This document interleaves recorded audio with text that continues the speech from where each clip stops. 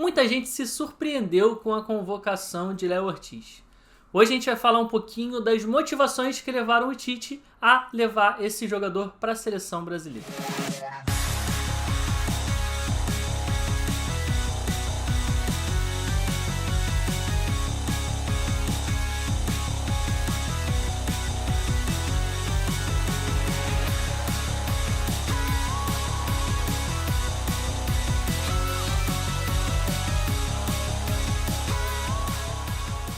Fala galera, Bruno Pet na área para mais um vídeo. E hoje a gente vai analisar um pouquinho o zagueiro Léo Ortiz do Red Bull Bragantino, que já vem jogando um bom futebol há pelo menos 2 anos, sendo aí hoje considerado por mim, na minha opinião, um dos 5 melhores zagueiros do Brasil, e para mim não surpreende em nada essa convocação para a seleção brasileira. Bom, atualmente o Léo Ortiz é o melhor zagueiro de um dos melhores times do Brasil, que inclusive é, no atual momento, o líder do Campeonato Brasileiro, com 4 pontos de vantagem em relação ao segundo colocado. E um dos principais pontos no futebol do Léo Ortiz é a capacidade que ele tem de construção. Léo Ortiz é aquele tal do zagueiro construtor. Aquele zagueiro que tem muita qualidade quando está com a bola no pé para encontrar passes, fazer lançamentos e ajudar o time a sair jogando desde trás com bola no pé, com troca de passes. E dentro dessas capacidades e dessas características que o Léo Ortiz tem na construção, o primeiro destaque que eu trago aqui é a capacidade que ele tem de conduzir a bola quando dão espaço a ele. A partir do momento em que ele conduz a bola quando há espaço, se o time adversário está num bloco de marcação mais baixo, ele vai fazer com que em algum momento alguém tenha que sair desse bloco para ir marcar ele. E a partir do momento em que esse jogador adversário sai da marcação, da onde ele deveria estar, para ir marcar o zagueiro, para ir marcar o Léo Ortiz, ele automaticamente libera um companheiro ou libera um espaço nas costas desse adversário. Então é muito importante que o zagueiro tenha essa capacidade de conduzir para poder aumentar os espaços no campo de ataque e liberar outros companheiros que podem receber o passe. Repara nesse lance aqui, por exemplo, como o Léo Ortiz ele tem espaço para carregar, ele conduz a bola e já começa a atrair a atenção de alguns adversários para ele e também faz com que o bloco de defesa do Atlético Goianiense vá todo para um mesmo lado do campo.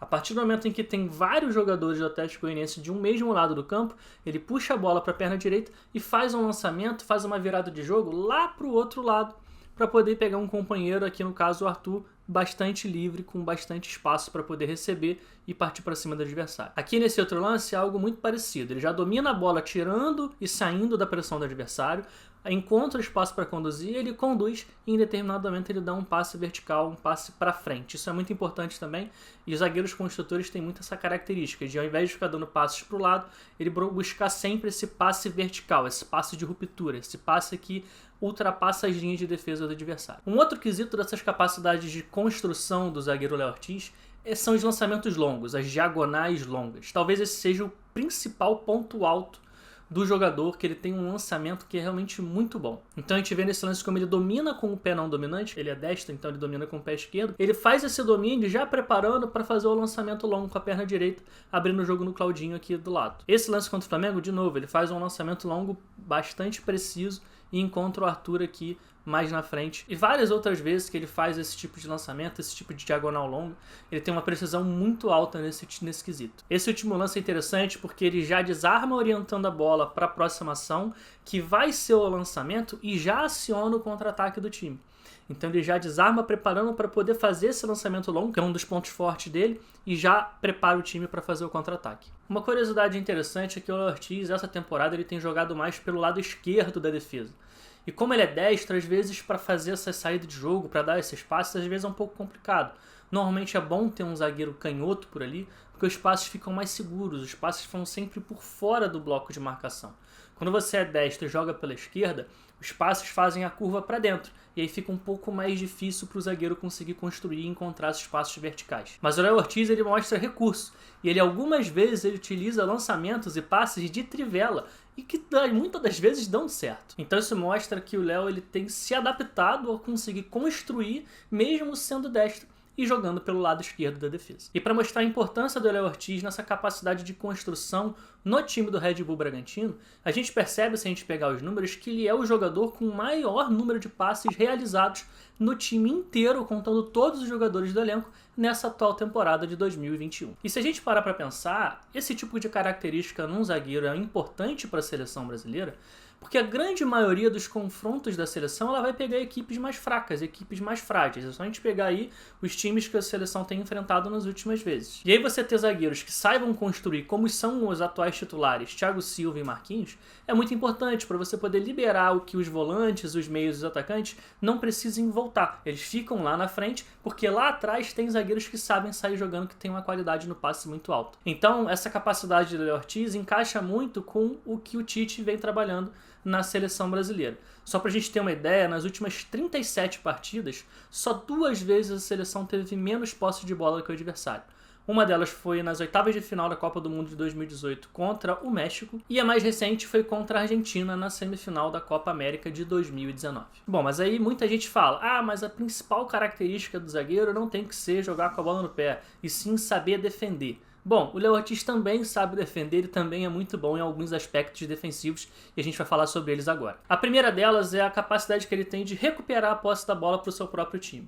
Se a gente pegar o Brasileirão 2020, em que o Bragantino foi muito bem, ele foi o segundo zagueiro do campeonato com mais recuperações de posse de bola, ficando atrás apenas do José Sabino do Sport. Um outro aspecto importante é que o Léo Ortiz ele é um zagueiro rápido, então ele tem uma capacidade forte de conseguir recuperar o espaço nas próprias costas se entrar um passe em profundidade. Então a gente vai passar aqui alguns lances onde o zagueiro sai na frente dele e ele consegue ter a velocidade para conseguir recuperar e fazer o desarme em cima do atacante. Esse outro lance na Sul-Americana também é bastante interessante porque o atacante ele puxa em direção à linha de fundo e normalmente o atacante é mais rápido do que o zagueiro fazendo esse tipo de movimentação. Mas o Léo Ortiz ele consegue colocar os pés apoiados no chão, fazer um movimento de aceleração, se recuperar e conseguir fazer o desarme e não permitir que o cruzamento saia. Então esse tipo de característica é importante em times que jogam com a linha de defesa alta, porque se você tem zagueiros lentos jogando numa linha de defesa alta, se entra uma bola nas costas, dificilmente ele vai conseguir recuperar. Mas o Léo Ortiz ele vai ter uma boa possibilidade de recuperar, porque ele é um zagueiro muito rápido que consegue ter essas recuperações com muita frequência. E na seleção brasileira é um time que joga com linha de defesa mais alta. Outro quesito importante defensivo que o Léo Ortiz é muito bom, na capacidade de se antecipar.